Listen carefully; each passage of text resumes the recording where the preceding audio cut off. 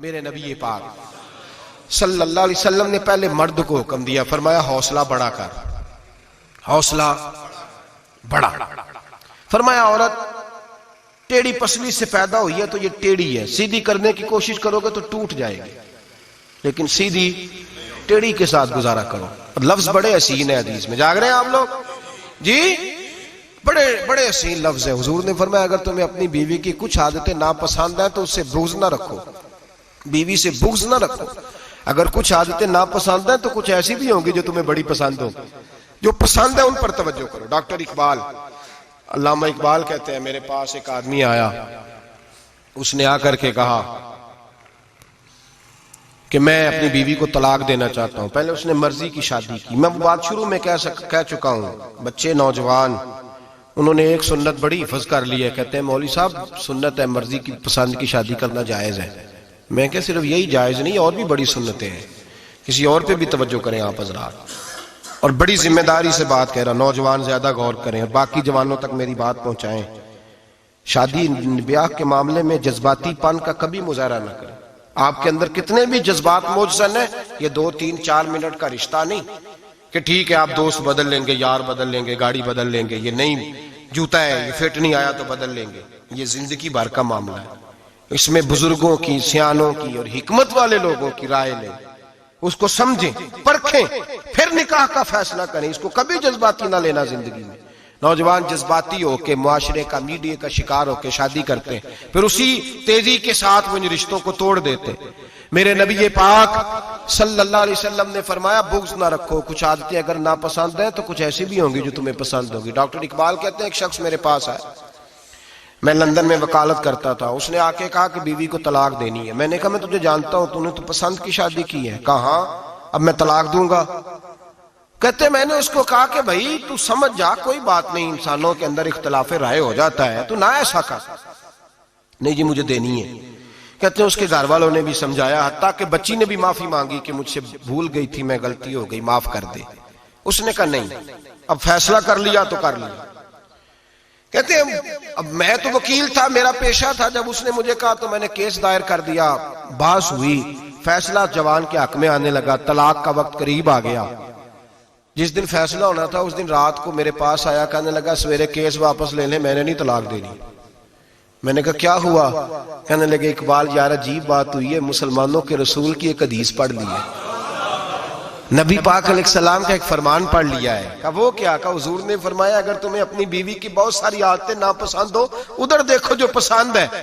تو وہ کہنے لگا یہ حدیث پڑھ کے میں نے غور کیا ہے، یورپ کے اس گندے معاشرے میں رہتی ہوئی میری بیوی، اس برے معاشرے میں رہتی ہوئی بد خلق ہے، بد اخلاق ہے، کام کاج نہیں کرتی، ساری چیزیں ہیں، لیکن جہاں اجازت ہے 18 سال کے بعد عورت اپنی مرضی سے جس کو مرضی لڑکے کو دوست بنا سکتی ہے، لیکن اس کا سوائے میرے کسی اور کے ساتھ کوئی تعلق نہیں۔ تو اس گندے معاشرے میں یہ اس کی عادت کتنی پاکیزہ ہے کہ سوائے میرے کسی اور طرف نہیں دیکھتی۔ حضور کی اس حدیث نے مجھے اس کی اس اچھی عادت پر مائل کر دیا ہے۔ اقبال کہنے لگے اچھا اب میرے نبی نے تجھے مائل کیا ہے تو میں نہیں سویرے تیرا کیس واپس لوں گا۔ تو کیوں نہیں لے گا؟ کہنے لگے پہلے کلمہ پڑھ میرے رسول کا، مسلمان ہو جا، پہلے کلمہ پڑھ نبی پاک کا جنہوں نے تیرا گھر ٹوٹنے سے بچایا ہے۔ تو میرے بھائی مرد حوصلہ کرے، دلیری کرے۔ اگر وہ کہے نا کہ میں صاحب بہت بڑا ایسا ہوں تو میں بہرحال یہ ٹیڑھی لکڑی ہے اس کو سیدھا کرنے کی کوشش کرے گا تو ٹوٹ جائے گی۔ حوصلے کے ساتھ، دانائی کے ساتھ، حکمت کے ساتھ مرد زیادہ حوصلہ کرے گا، معاف کرے گا، بار بار معاف کرے گا تو گھر بچے گا۔ جتنا بڑا حوصلہ کرے گا اتنا اس کا گھر بچے گا۔ عورت کے لیے کیا حکم ہے؟ اللہ خیر فرمائے۔ اب حالات اس طرح کے کہ وہ کہتی ہے میں نے BA کیا ہوا ہے تو مجھے فارغ کر مجھے فارغ۔ اور عورت اشتعال انگیزی بھی دے لیتی ہے، اس کے لب و لہجوں میں بعض اوقات اتنی سختی ہوتی ہے۔ مائیں بہنیں ناراض نہ ہو، لیکن ایک شعوری بات کر رہا ہوں۔ آ کے لوگ مسئلہ پوچھتے ہیں، کہتے ہیں طلاق ہو گئی تو 3 طلاقیں دی تو کیا؟ میں کہا بھائی ہو گئی طلاق۔ کہنے لگے جناب میں غصے میں تھا۔ میں نے کہا طلاق تو خیر غصے میں ہی ہوتی ہے، لیکن مرد غصے میں طلاق دیتا ہے، غصے میں ہی دیتا ہے، لیکن ایک سوال میرے ذہن میں ہے، مرد کو غصہ کون دلاتا ہے؟ ایسے تو نہیں تھا نا کہ ریڑی والے سے ٹکر ہوگی تو گھر آ کے بیوی کو طلاق دے دی، یہ تھوڑی ہوتا ہے۔ کہ باہر اس کی جو ہے وہ موٹر سائیکل کسی کے ساتھ ٹکرا گئی تو اس نے کہا مجھے غصہ چڑھ گیا تو میں گھر آ کے طلاق غصے میں ہوتی ہے، پر غصہ کون دلاتا ہے؟ وہ بات ایسی کرتی ہے، اتنی سخت بات کرتی ہے. ایک ہمارے بزرگ ہے شاہ صاحب، تو میرے پاس اپنے ایک عقیدت مند کا کیس لے کر کے آ گئے. مجھے آ کہنے لگے ان کی بات سنیں. میں نے کہا یار تھے 6 بچے، اور آپ یقین کریں میری آنکھوں میں آنسو ان بچوں کو دیکھ، اتنے خوبصورت بچے. تو میں نے کہا کہ کیوں تو نے طلاق دی؟ کہنے لگا اس نے کوئی 1 دفعہ نہیں 100 دفعہ مانگی ہے. اور کل تو اس نے جملہ اس طرح کا، جب طلاق ہوئی تو اس دن اس نے جملہ اتنا سے اس نے مجھے کہا اگر باپ کا ہے تو دے طلاق. اب لوگ بھی 100 کھڑے تھے تو میری غیرت کا مسئلہ بن گیا. تو اشتعال کون دلاتا ہے؟ اب سنیں ترمذی کی حدیث.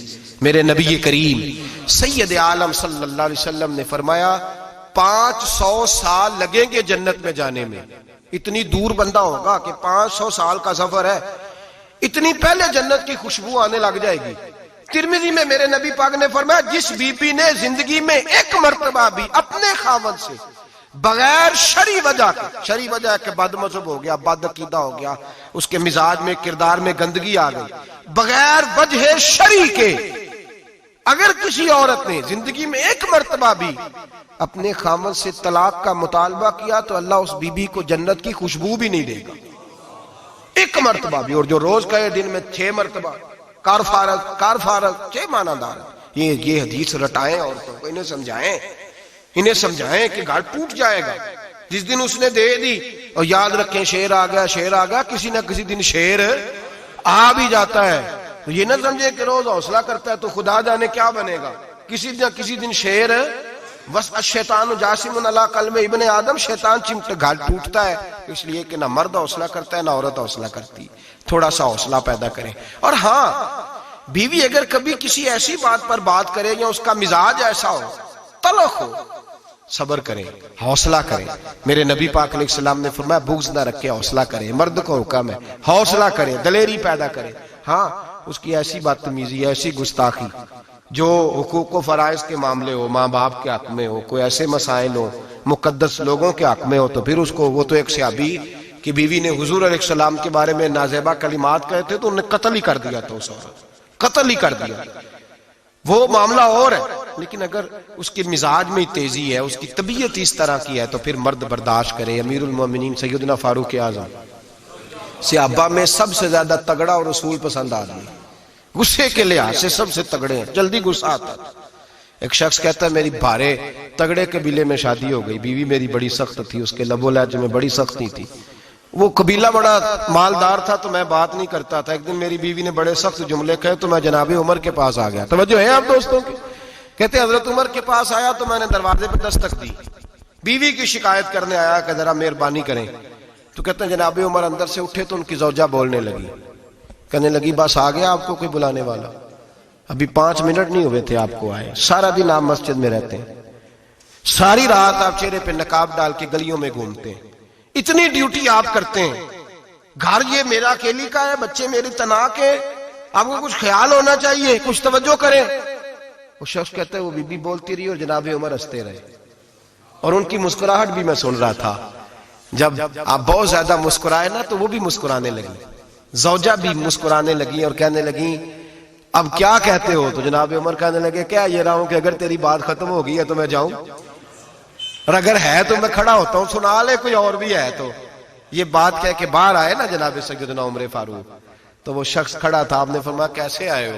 کہنے لگا حضرت جی میری ایڈی تے نہیں ڈاڈی، میں تو آیا تھا اپنی بات کرنے، تو یہ تو لفظ زیادہ سخت ہے، وہ اتنی سخت نہیں ہے جتنی یہ ہے، تو ذرا قبیلہ سخت ہے تو میں شکایت کرنے آیا تھا، تو یہ تو آپ کا معاملہ بھی اسی طرح کا ہے. جناب عمر کا جو جواب ہے بڑا قیمتی ہے. آپ نے فرمایا میری بیوی میری ہر طرح کی خدمت کرتی ہے. لفظوں کا حسن دیکھیں، ایسے نہیں کہ بیوی کوئی کام بھی نہ کرے اور مفت کی چڑھائی کرے، وہ بھی درست نہیں ہے. فرمایا میری بیوی میری ہر طرح کی خدمت کرتی ہے، میں گھر نہیں ہوتا تو میرے بستر کو پاک رکھتی ہے، کسی کی جرت نہیں میرے بستر کو دیکھ بھی جائے. میرے بچوں کو جب میں بستر پہ بلاتا ہوں آتی ہے، میرے بچوں کا خیال رکھتی ہے. میں باہر ہی رہتا ہوں گھر کے، لیکن گھر کی ذمہ داریاں ساری اس نے اپنے کندھوں پہ لے لی ہیں. فرمایا میرے مزاج میں جلال ہے، میں روز اونچا بولتا ہوں تو سنتی ہے. میری بیوی ہے نا، میں اس کا لباس ہوں، وہ میرا لباس ہے. کبھی کبھی وہ اونچا بولتی ہے تو میں بھی سن لیتا ہوں، بیوی جو میری ہے، میری بیوی ہے نا. ایک جملہ میرے اعلیٰ حضرت کا ہے، اور اعلیٰ جملہ ہے، اگر آپ کی سمجھ میں آ گیا تو ٹھیک، ورنہ وضاحت ہو نہیں سکتی، جگہ ایسی ہے کہ وضاحت نہیں ہو سکتی۔ اعلیٰ حضرت فرماتے ہیں جب میاں بیوی ہوتے ہیں، اس رشتے میں کوئی ان کے پاس وہ کسی کے سامنے نہیں ہوتے، عجیب معاملہ ہے کہ جب جھگڑا کرتے ہیں تو ساری دنیا کو بتاتے ہیں، لڑائی کرتے ہیں تو ساری دنیا کو شامل کر لیتے ہیں، جب تو میاں بیوی تھا تو کوئی شامل نہیں تھا۔ فرمایا تو اس کا لباس ہے، وہ تیرا لباس ہے، تو اپنے جھگڑے میں بھی اب کسی کو شامل ہے، بہت مجبوری بن جائے تو قرآن نے حکم دیا ہے کہ دو ادھر سے لوگ بلاؤ، دو ادھر سے حکم بلاؤ، وہ بہت مجبوری، لیکن ہر بات ہی شیئر کرنا